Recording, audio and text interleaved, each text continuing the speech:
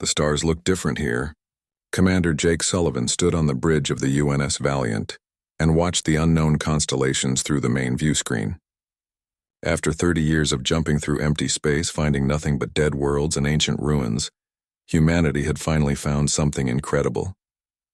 They had found other people living among the stars. The massive warship dropped out of faster-than-light travel at the edge of a busy star system. Sensors immediately lit up with contacts. Hundreds of ships moved between planets and stations. Space lanes glowed with traffic. Massive orbital platforms circled gas giants. This was a thriving civilization, bigger than anything humans had imagined. "Captain, we're being scanned," said Lieutenant Amy Carter from her station. Her fingers moved quickly across the holographic displays. "Multiple sources. I'm counting at least 50 different ships focusing sensors on us." Jake nodded slowly. He had expected curiosity. First contact was always going to be interesting. "Open all channels. Broadcast our peaceful intentions in every format we have. Let them know we're here to make friends." Amy worked for several minutes, then frowned. "Sir, they're not responding to any of our messages. But their communications are going crazy. I'm picking up thousands of transmissions between their ships and stations." "Can you translate any of it?" asked Commander Lisa Hayes, the first officer. She stood beside Jake's command chair, watching the tactical display with concern. "Working on it. The computer is finding patterns, but this will take time." Amy paused, listening to something through her earpiece. Her face went pale. "Captain, their defense forces are moving. They're forming battle lines." Jake leaned forward. On the tactical screen, dozens of alien warships were breaking from their patrol routes and moving into formation. They weren't approaching the Valiant yet, but they were definitely preparing for a fight. "All hands battle stations," Jake ordered calmly. "But keep weapons powered down. Shields to maximum. I don't want to give them any excuse to think we're hostile." Lieutenant Greg Palmer, the security chief, looked up from his console. "Captain, their ships are smaller than ours. Faster maybe, but much lighter construction. If this turns into a fight, it won't," Jake said firmly. "We didn't travel this far to start a war on our first day." But the alien fleets kept gathering. More ships arrived every minute, jumping in from other systems. Within an hour, over 200 vessels surrounded the Valiant at a respectful distance. They formed a sphere, keeping the human warship at the center. It was a containment formation, the kind used to trap something dangerous. The bridge crew worked in tense silence. Amy continued trying to crack the alien languages. Greg monitored the weapon systems on the alien ships, looking for any sign they were about to fire. Lisa coordinated damage control teams throughout the Valiant, making sure every system was ready for anything. Jake watched it all and tried to understand what was happening. Humanity had built the Valiant to explore the unknown. They had made it strong because they didn't know what dangers might be waiting in deep space. The ship had thick armor plating, powerful shields, and weapons designed to fight off anything from pirates to hostile aliens. It was built to bring its crew home safe no matter what. Now he realized that might have been a mistake. The aliens weren't seeing explorers. They were seeing a warship more powerful than anything in their fleet. They were seeing a threat. "Captain, I've got something," Amy said suddenly. "The computer has been analyzing their transmissions. It's not a full translation, but I'm getting key words. They keep using phrases that roughly translate to unknown threat and extreme danger and... Oh no, what is it? They're calling an emergency council meeting. Sir, I think they have some kind of galactic government and we just scared them really badly." Jake rubbed his face tiredly. This was not how first contact was supposed to go. In all the scenarios humanity had prepared for, they had imagined either finding friends who would welcome them or enemies they would have to fight. They had never considered that they might be the ones other species were afraid of. "Keep broadcasting our peaceful intentions," he ordered. "Send them images of Earth, our cities, our people. Show them we're just explorers looking for others like us." Amy nodded and got to work. The Valiant's communication array sent out everything humanity had prepared for first contact. Pictures of Earth from space showing the blue oceans and green continents. Images of human cities full of people living normal lives. Videos of children playing, families gathering, people working together. Everything they could think of to show that humans were just people, not monsters. The alien response came 3 hours later. A single small shuttle detached from one of the larger alien ships and approached the Valiant slowly. It broadcast a simple message that their computer translated easily. Request permission to board. Peaceful diplomatic mission. Jake felt relief wash over him. Finally, someone wants to talk. Greg, meet them in Hangar Bay 2. Full honor guard, but no weapons. Lisa, you're with me. Amy, keep monitoring their fleet. Let me know immediately if anything changes. The alien delegation consisted of 5 beings that looked like giant insects walking on their hind legs. They had multiple arms, compound eyes, and bodies covered in a hard shell. The leader, who introduced himself as Ambassador Velthar through a translation device, looked at the humans with obvious fear. Jake extended his hand in greeting, then realized the gesture might mean nothing to them. He lowered it awkwardly. Ambassador, welcome to the UNS Valiant. I'm Commander Jake Sullivan. We're very happy to meet you. Velthar's antennae twitched nervously. Commander Sullivan, I must be direct. Your ship is causing panic throughout this entire sector. Its power readings are beyond anything we consider legal or safe. Where did you come from? What do you want? Jake glanced at Lisa, who gave him an encouraging nod. He turned back to the ambassador. We come from a planet called Earth, about 30 light years from here. We've been traveling through space for 3 decades, searching for other intelligent life. This is our first contact with any other civilization. 30 years? Velthar seemed shocked. You've been alone in space for 30 years? That's impossible. Any species with faster-than-light travel should encounter other civilizations within weeks. We didn't, Lisa said quietly. We found nothing but empty systems. Dead worlds. Ruins of ancient cities. We thought we might be the only ones left alive in the universe. The ambassador and his delegation exchanged looks. Something about what the humans had said clearly disturbed them. Velthar's antennae drooped. Commander, what region of space did you travel through to get here? Jake pulled up a holographic star map, showing the Valiant's journey from Earth. His finger traced the route through dozens of empty systems. Velthar made a sound that the translator couldn't interpret. You came through the dead zones, the forbidden regions where ancient wars destroyed everything, where species that became too powerful wiped themselves out. He looked at Jake with something that might have been horror. And you built your ship to survive traveling through those places. We didn't know they were forbidden, Jake said. We just built the Valiant to keep us safe while we explored. Yes, Velthar said softly. That's what terrifies us. The conference room on the Valiant was designed to be comfortable and welcoming. Soft lighting, comfortable chairs, and a large table where everyone could sit together. Jake had ordered the crew to bring in refreshments, though nobody was sure if the aliens could eat human food. It was the gesture that mattered. Ambassador Velthar sat across from Jake, Lisa, and Amy. 2 of his assistants stood behind him, their compound eyes constantly scanning the room. The translator device sat in the middle of the table, working to convert their different languages into something they could all understand. Let me explain our situation, Velthar began. His antennae moved in patterns that the humans were learning indicated stress. The Galactic Council has maintained peace for over 2,000 of your years. We govern trade, settle disputes, and prevent conflicts between species. War is something we read about in history files, not something we experience. That sounds wonderful, Lisa said. Peace is what we hope to find out here. Perhaps, Velthar replied. But peace has made us soft, complacent. We build ships for commerce and exploration, not combat. Our weapons are designed to disable, not destroy. Our tactics are about show of force, not actual fighting. He gestured at the walls around them. Then you arrive in this. Jake understood. The Valiant is a warship. We designed it to fight if necessary. Fight? Velthar's translator struggled with the word. Commander, your ship could defeat our entire sector defense fleet. Alone. We analyzed your armor, your shields, your reactor output. By our calculations, it would take the combined military might of 5 council species to have a chance against you. Amy looked shocked. That can't be right. We're just one ship. Exactly, Velthar said. One ship.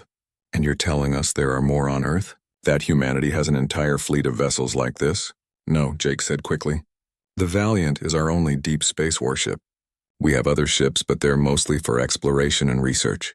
We built the Valiant strong because we were heading into the unknown.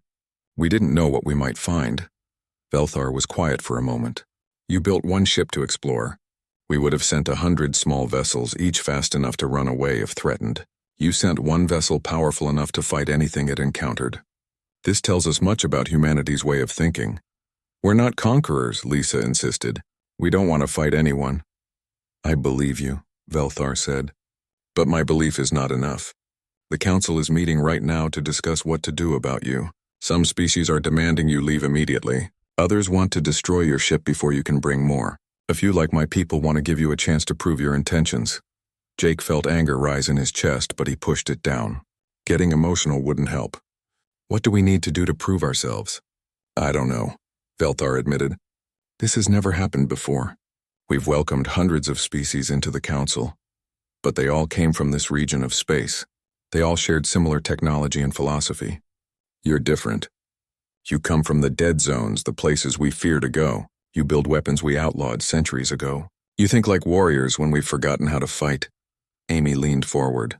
Ambassador, you keep mentioning the dead zones. What exactly happened there? Velthar's antennae drooped.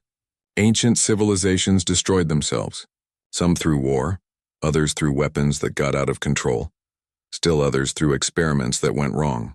The dead zones are filled with the ruins of species that became too powerful, too aggressive, too dangerous. We avoid those regions because they remind us of what we could become if we're not careful. And you think we're like them? Jake said quietly. Your ship suggests you might be, Velthar replied. But your words suggest otherwise. The council must decide which impression is correct. The meeting ended without any real resolution. Velthar promised to speak on humanity's behalf at the council, but he couldn't guarantee anything. The humans watched his shuttle leave, heading back to the alien fleet that still surrounded them. Well, that could have gone better, Greg said when they gathered on the bridge to discuss the situation.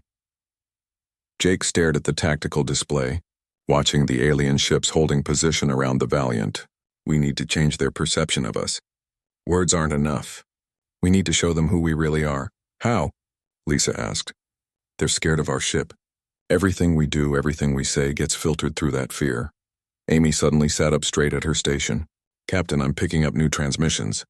They're not directed at us, but I'm intercepting them. Let me run this through the translator. Everyone waited while the computer worked. Amy's face went from curious to concerned. Sir, there's a debate happening in the council chambers. It's being broadcast across their networks. Multiple species are arguing about us. What are they saying? Most of it is what we expected. Arguments about whether we're dangerous, whether we should be allowed to stay. That sort of thing. But there's something else. Amy pulled up a transcript on the main screen. One of the council historians found something in their archives. Information about a species called the Destroyers. Jake felt cold. Go on. 3,000 years ago, a species emerged from one of the dead zones. They were powerful warriors from a high-gravity world. They built ships designed for combat and survival. When they made contact with the council, there was a war, a terrible war. The council eventually won, but only by combining their entire military force.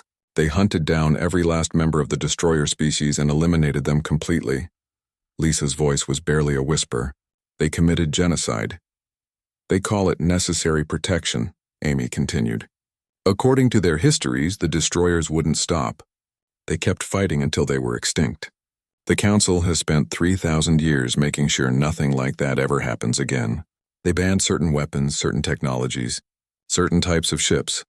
She looked up at Jake. Ships like the Valiant.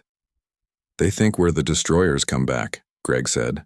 Some of them do, Amy confirmed. The historian who found this information is arguing that we match the description too closely to be a coincidence. High-gravity world, check. Advanced weapons, check. Powerful ships, check. Coming from the dead zones, check. Jake stood up and walked to the view screen.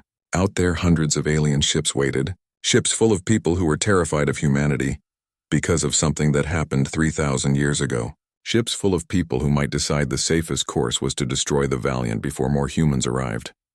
We need to contact Ambassador Velthar again, he said. If the council is going to judge us based on history, they need to know our history too. They need to understand who we really are. But before Amy could open a channel, alarms started blaring. Greg's tactical display lit up with new contacts. Captain, ships are jumping in. Multiple vessels, military configuration. They're taking up attack positions. The alien ships were painted in red and black with aggressive angles and visible weapon ports. Their formation was precise and professional. These weren't scared defense forces. These were trained military vessels. Who are they? Jake demanded. Amy worked frantically at her console. The Vraxian Collective, one of the Council's largest military powers. Captain, they're broadcasting a message. It's being sent in multiple languages, including English. Put it on screen. A face appeared on the view screen. It was humanoid in shape but covered in scales with eyes that glowed yellow. Attention, unknown vessel. This is Admiral Zexus of the Vraxian Collective. You have entered Council space without permission. You have refused to identify your intentions. You possess weapons that violate Council regulations. You are ordered to leave immediately. You have 12 hours to comply.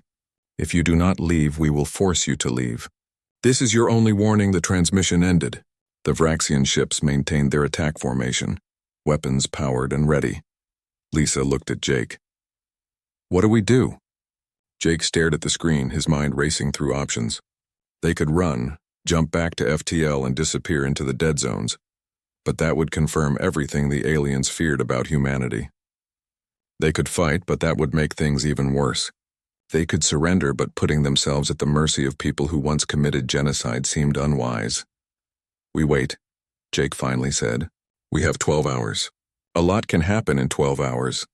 But even as he said it, he wondered if 12 hours would be enough time to change the mind of an entire galaxy.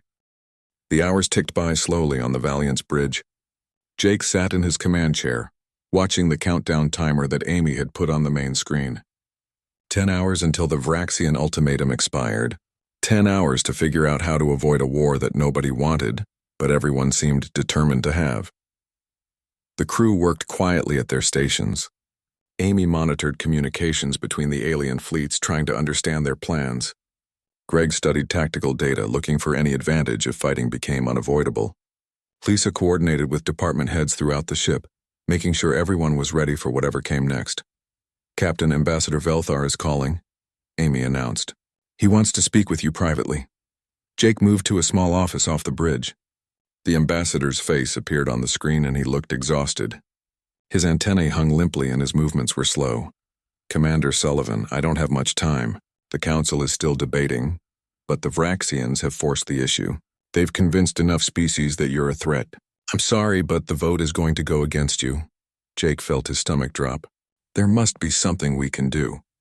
Leave, Velthar said simply. Just leave. Go back to your dead zones and stay there. Forget you ever found us. We can't do that. Humanity has been alone for so long. We need this connection. We need to know we're not the only intelligent species in the universe. Better to be alone than dead, Velthar replied. The Vraxians will attack if you don't leave. And if you fight back, even in self-defense, it will confirm everything the Council fears about your species. So we're supposed to just run away? Let fear and misunderstanding win? Velthar was quiet for a moment. Commander, I've spent my entire career working toward peace. I've mediated disputes between species that hated each other. I've helped write treaties that ended conflicts. But this situation is beyond anything I know how to handle. The Vraxians are offering the Council a simple solution. Make you leave and the problem goes away. Except we're not a problem, Jake said. We're just people looking for others like us. I know, Velthar said sadly. But I can't make the Council see that. I'm sorry. The transmission ended. Jake sat alone in the small office, feeling the weight of the situation pressing down on him. Humanity had dreamed of finding other intelligent life for centuries. They had built the Valiant specifically for this moment, and now it was all falling apart because of fear and ancient history. He returned to the bridge. Anything new? Amy shook her head. The Vraxian fleet is maintaining position. The other Council forces are pulling back, letting them take the lead. If shooting starts, it's going to be just us against them. Greg pulled up tactical projections. Captain, I've been running simulations. The Vraxians have about 300 ships.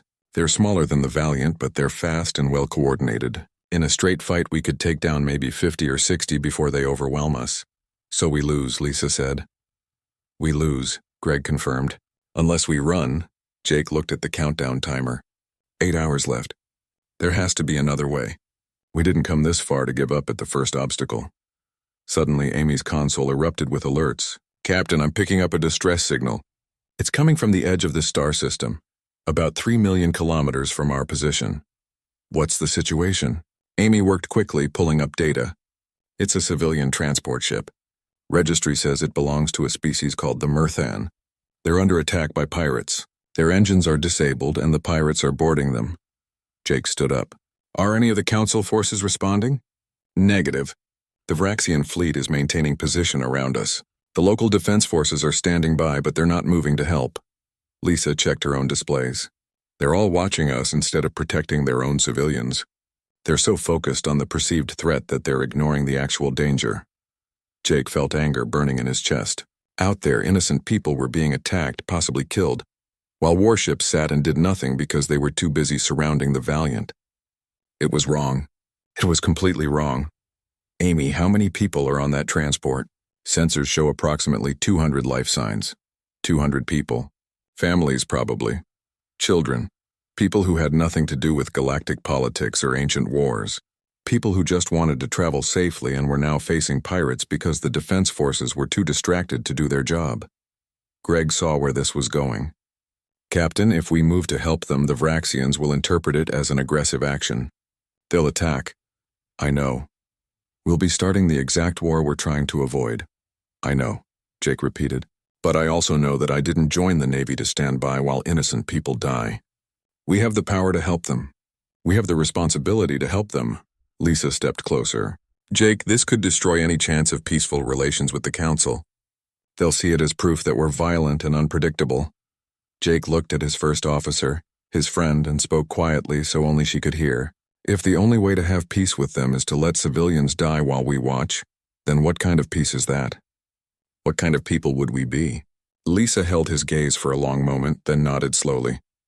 You're right. We have to help. Jake turned to the rest of the bridge crew. All hands battle stations. Amy, open a channel to the Vraxian fleet. Greg, plot an intercept course for that transport. Weapons free, but target only the pirate vessels. Disable them, don't destroy them. I want to give those pirates a chance to surrender. Amy's fingers flew across her console. Channel open, Captain. Admiral Zexus appeared on the screen, his scaled face twisted in anger. Commander Sullivan, you were ordered to remain stationary. Any movement will be considered an act of aggression. Admiral, there are civilians under attack. Your forces aren't responding. We're going to help them. You are surrounded by 300 warships. If you move, we will fire. Jake kept his voice calm and steady. Admiral, there are 200 people on that transport, families, children probably. They're being attacked by pirates right now while we have this conversation. You can either help us save them, or you can shoot us while we try. Your choice. He nodded to Amy, who cut the transmission. Take us in maximum speed. The Valiant's engines roared to life. The massive warship accelerated away from the Vraxian fleet, heading toward the distress signal. Behind them, alarms started sounding on the alien ships. The Vraxian fleet began to move, weapons charging. They're pursuing, Greg reported. Weapons are hot. Captain, they're going to fire. Keep our shields at maximum on the rear. Focus all offensive systems forward. I want those pirates stopped before they can hurt anyone. The bridge crew worked with practiced efficiency. The Valiant raced through space, closing the distance to the transport ship in minutes. The pirate vessels were crude but dangerous, bristling with stolen weapons and makeshift armor. They had already blown holes in the transport's hull and were dragging civilians off the ship. Targeting solutions locked, Greg announced. Fire. The Valiant's weapons spoke with precision, not the devastating firepower the ship was capable of unleashing, but carefully controlled shots designed to disable rather than destroy. The first pirate ship lost its engines and weapons in seconds. The second tried to run and lost its propulsion before it could jump to FTL. The third attempted to use the transport as a shield and found its shields collapsed by a perfectly placed shot. Within 3 minutes, the attack was over. The pirates were helpless, their ships drifting. The transport was damaged but intact, its crew and passengers safe. Captain, the Vraxian fleet has stopped pursuing, Amy said with surprise. They're holding position. Jake pulled up the tactical display. The Vraxian ships had indeed stopped, maintaining a distance but not approaching. Their weapons were still charged, but they weren't firing. Open a channel to Admiral Zexus. The Vraxian commander appeared on screen again, but his expression had changed. The anger was gone, replaced by something that might have been confusion or respect. Admiral, Jake said before Zexus could speak, we've secured the pirate vessels. Your forces can move in to make arrests and provide aid to the transport. We're transmitting our tactical data on the pirates' ships, So your people know they're safe to approach. Zexus stared at the screen. You stopped an attack in under 3 minutes. You disabled 3 hostile vessels without destroying them or harming their crews. You did this while my fleet was preparing to fire on you? Yes, sir. Why? Jake thought about how to answer. Because it was the right thing to do. Because those people needed help and we could provide it. Because sitting by and doing nothing while people suffer isn't who we are as humans. The Vraxian admiral was quiet for a long moment. Then he did something unexpected. He smiled. It was a strange expression on his scaled face, but unmistakable. Commander Sullivan, I think perhaps we need to talk. Admiral Zexus arrived on the Valiant 2 hours after the pirate incident. He came with a small security detail, but their body language was different now. Less tense. More curious than afraid. The Vraxian commander was tall, nearly 7 feet, with dark red scales and those unsettling yellow eyes. But when he spoke, his voice was thoughtful rather than threatening. Commander Sullivan, I owe you an apology, Zexus said as they sat in the conference room. I allowed ancient fears to cloud my judgment. I saw a powerful warship and assumed the worst. Jake gestured for the admiral to sit. You were trying to protect your people. I understand that. Perhaps, but protection without wisdom is just paranoia. Zexus settled into a chair that had been modified to accommodate his larger frame. When you ignored my threats and moved to save that transport, I expected you to fight your way through. I expected violence and aggression. Instead, you treated those pirates with more mercy than they deserved. You saved lives rather than taking them. That's what we do, Lisa said. Humans believe in protecting the innocent, not destroying the guilty. Zexus nodded slowly. The council needs to understand this. Would you be willing to come with me to the council chambers? To speak directly to the representatives? Jake exchanged looks with Lisa and Amy. This could be the chance they needed, or it could be a trap, but they had come too far to back down now. We'll come, Jake agreed. The council chambers were impressive. A massive space station orbited a pair of binary stars, their light streaming through transparent walls. Hundreds of representatives from dozens of species gathered in a circular amphitheater. Some looked like insects, others like reptiles, still others defied easy description. They all stopped talking when the humans entered with Admiral Zexus. Ambassador Velthar met them at the entrance. His antennae perked up when he saw Jake. Commander, I didn't expect to see you here. When I heard about the pirate incident, I thought the situation had become worse. Admiral Zexus invited us to speak, Jake explained. Velthar looked at the Vraxian commander with surprise. You did? But your government was demanding their immediate removal. My government was afraid, Zexus replied. I was afraid. But fear is a poor basis for policy. Come, the council is waiting. They walked to the center of the chamber. Jake felt hundreds of alien eyes watching his every move. Some of those eyes showed fear.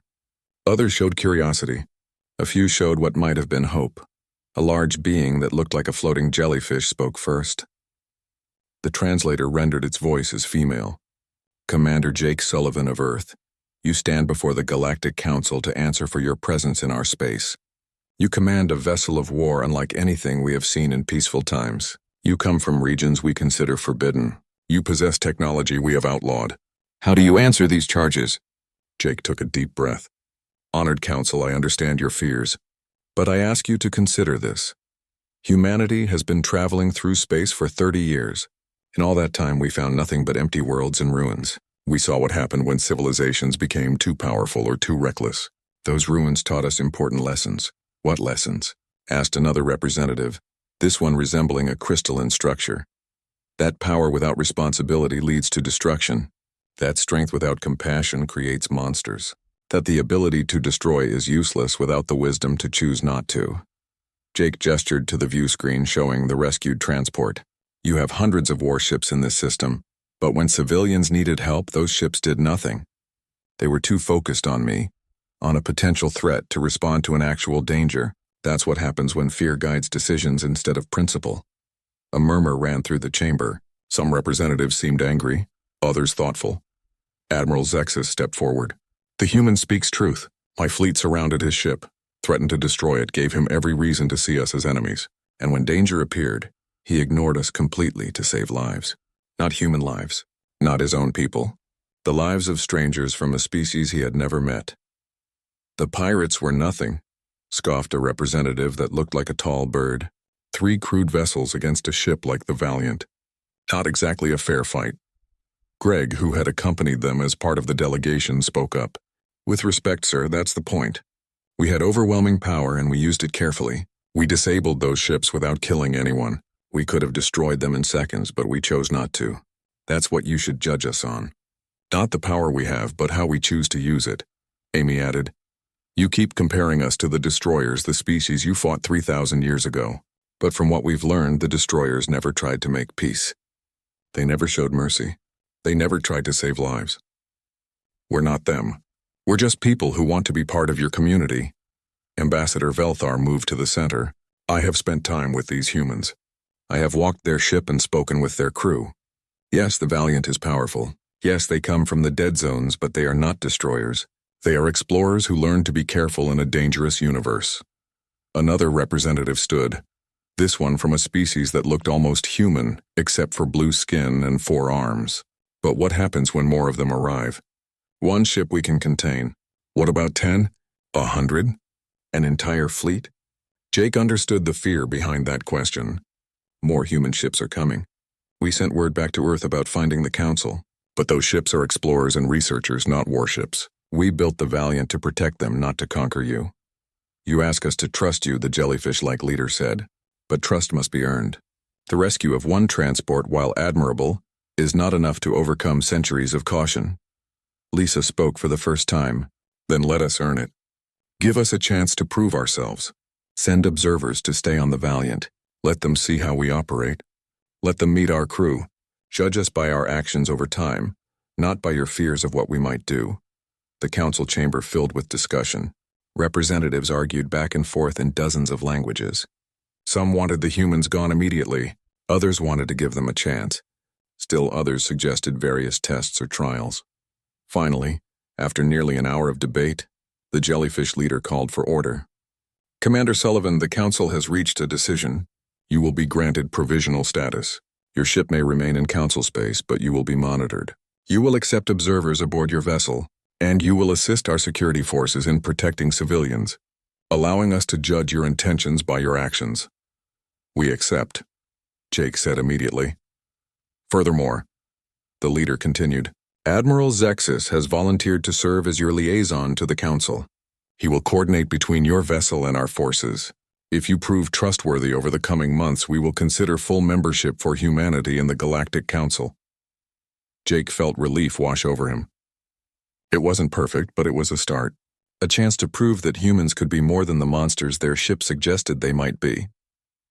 As the council session ended, representatives came forward to meet the humans. Some were friendly, others reserved, but all were curious. They asked questions about Earth, about human culture, about the journey through the dead zones. One representative, from the Myrthan species whose transport the Valiant had saved, approached with tears in her large eyes. She was small and covered in soft fur, resembling an otter standing upright. Commander Sullivan, she said through a translator, my daughter was on that transport. She was traveling to see her grandmother. Because of you, she's safe. I don't care what kind of ship you have or where you come from. You saved my child. For that, you will always have the gratitude of the Myrthan people. Jake knelt down to her level. I'm glad we could help. Protecting children is something all species should agree on.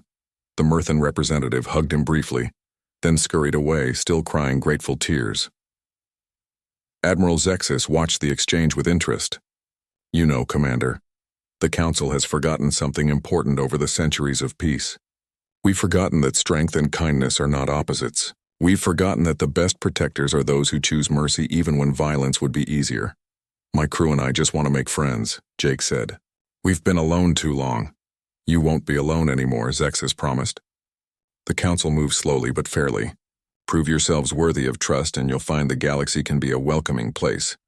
As they left the Council chambers, Jake looked at his crew. Amy was already making notes on everything they had seen. Greg was analyzing the security arrangements with professional interest.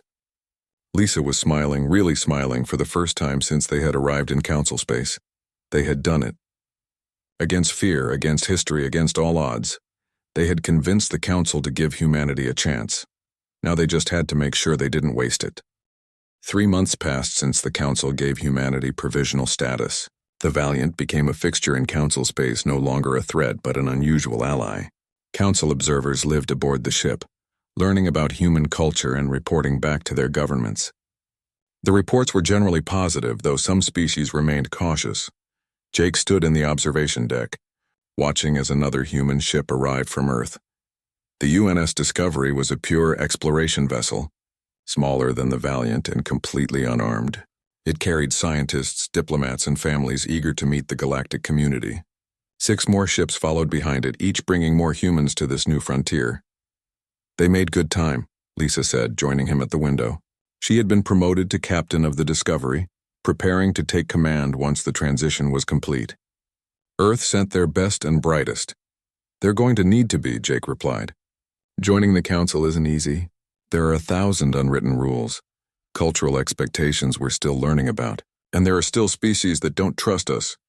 Amy approached with a data pad. Speaking of which, we've received an interesting request. The Kelthian Unity wants to open formal trade negotiations.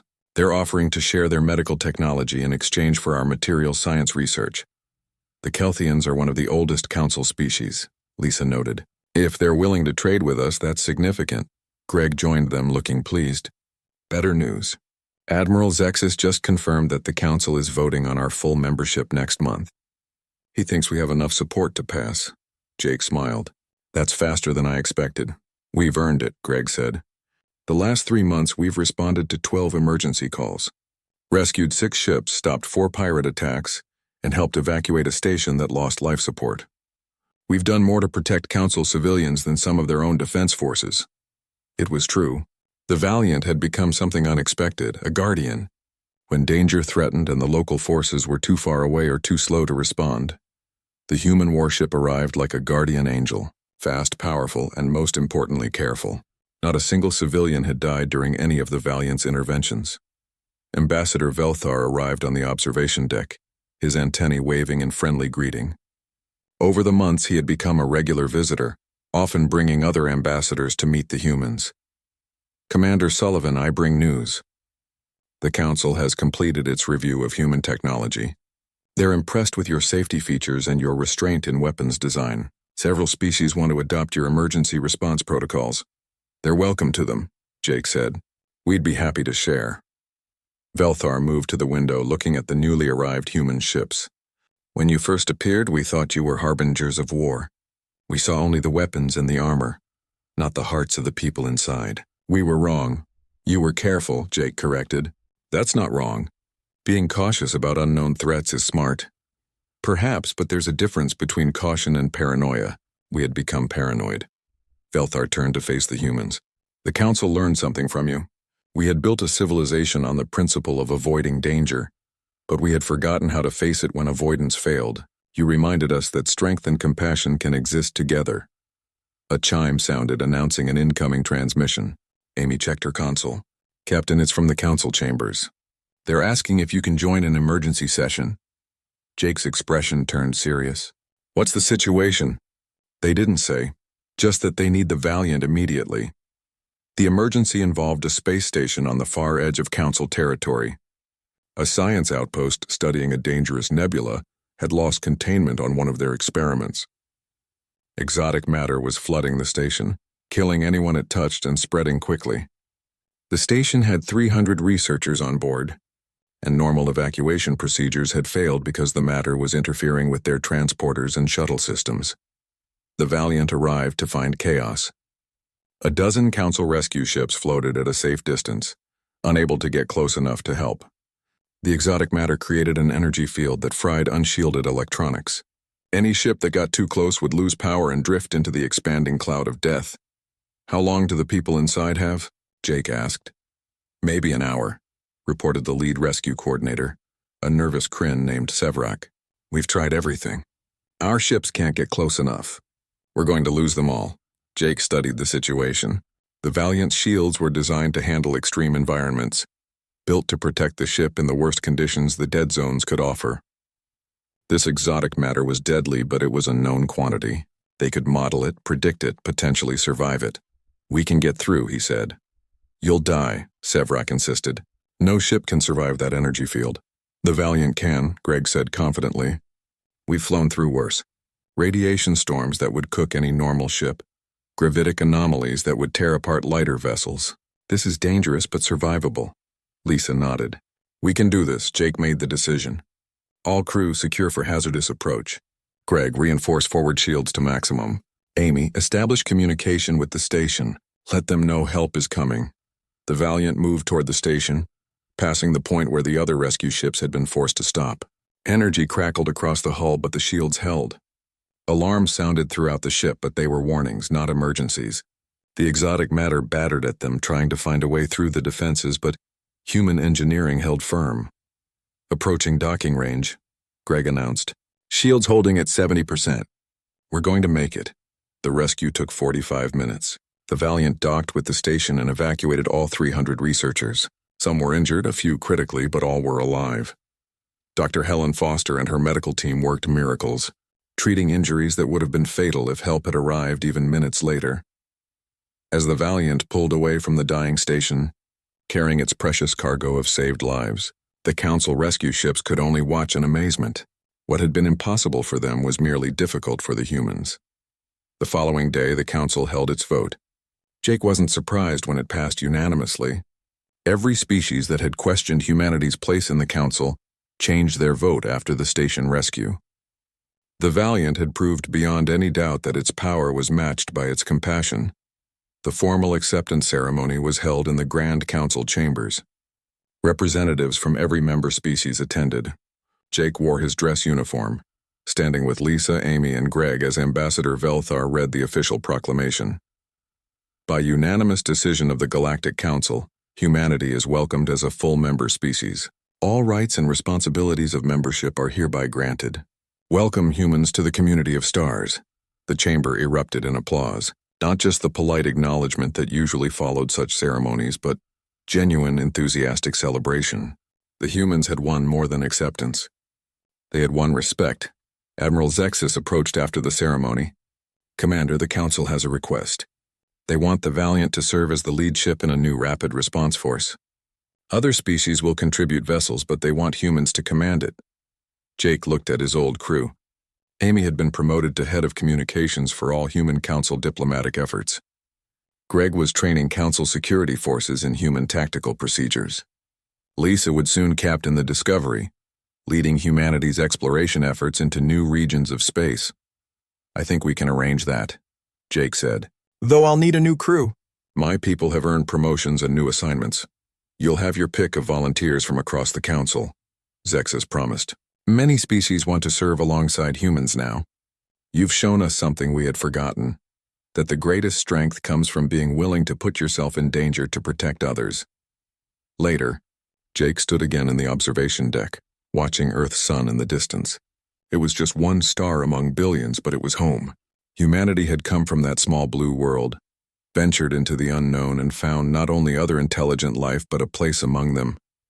The galaxy had been afraid of the Valiant when it first arrived. They had seen a warship from the dead zones and feared the worst, but over time they learned to see past the armor and weapons. They learned that humans built strong ships not to destroy but to protect, that humanity valued life above all else, even the lives of strangers from species they had just met. Ambassador Velthar joined him at the window. I've been thinking about our first meeting. When my delegation boarded this ship, I was terrified. I thought you were monsters wearing human faces. And now I think you're what the galaxy needed. We had become soft, comfortable, convinced that peace meant never having to face danger. You reminded us that real peace requires people willing to stand against danger when it threatens the innocent. We just did what felt right, Jake said. Exactly, Velthar replied. And that's why you're so valuable. For you, protecting others isn't a policy decision or a political calculation. It's instinct. It's who you are as a people. A soft chime announced an incoming message. Amy's face appeared on a small screen. Captain, we've received a distress call from a mining colony in the Outer Rim. They're under attack by raiders. The local defense,